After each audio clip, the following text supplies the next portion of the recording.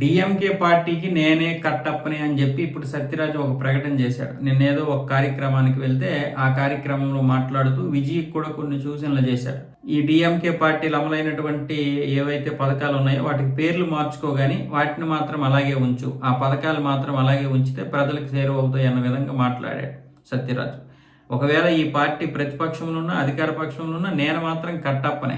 ఇది ఒక రాజకీయ పార్టీ కాదు, ప్రజల సేవ కోసం ప్రజల సంక్షేమం కోసం పుట్టినటువంటి పార్టీ అంటున్నాడు. వాస్తవమే, అన్నాదురయ్య గారు నిర్మించినప్పుడు లేదా స్థాపించినప్పుడు ఈ పార్టీ మాత్రం ఖచ్చితంగా అలాంటిది అయి ఉండొచ్చు. కానీ కరుణానిధి చేతికి వచ్చిన తర్వాత ఫక్తు రాజకీయ పార్టీ అయిపోయింది. స్టాలిన్ చేతికి వచ్చిన తర్వాత పూర్తిగా హిందూ ద్వేష పార్టీ అయిపోయింది. దాన్ని కూడా గుర్తించాలి.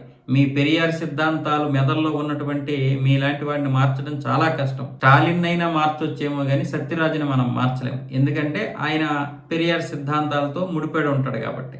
కానీ ఇక్కడ పెరియార్ సిద్ధాంతాలు అనేవి ఆ రాష్ట్రానికి మంచి చేయడం కాదు, హిందుత్వానికి వ్యతిరేకంగా ఉన్నాయి. సనాతన ధర్మానికి వ్యతిరేకం ఈ పెరియార్ సిద్ధాంతాలు. ఈ సిద్ధాంతంతో ప్రజలందరూ కూడా ముడిపడి ఉండిపోవడం వల్ల వాళ్ళ మెదళ్ళు కూడా అలాగే తయారయ్యాయి. ఇప్పుడు మన మీద వీళ్ళందరూ కత్తులు దూస్తున్నారనమాట. ఎంత దారుణమైనటువంటి స్థితికి తీసుకొచ్చారో చూడండి.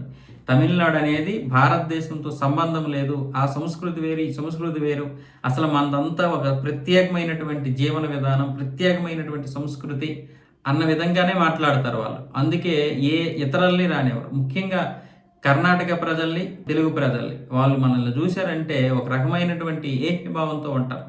అదే మళ్ళీ మలయాళం వాడు వచ్చాడు అనుకోండి, వాళ్ళకి మళ్ళీ ప్రేమగా ఉంటారు.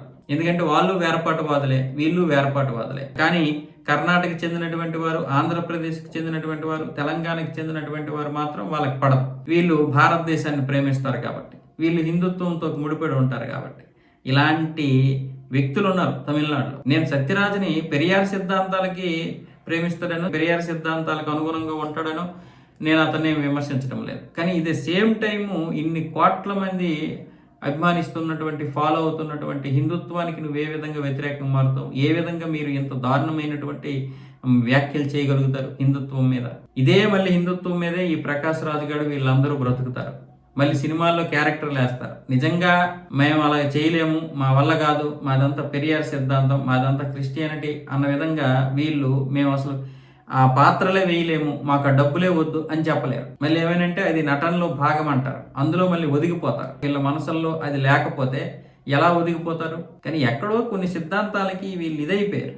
దానివల్ల ఈ దేశాన్నే వ్యతిరేకించేటటువంటి పరిస్థితికి వచ్చేసారు.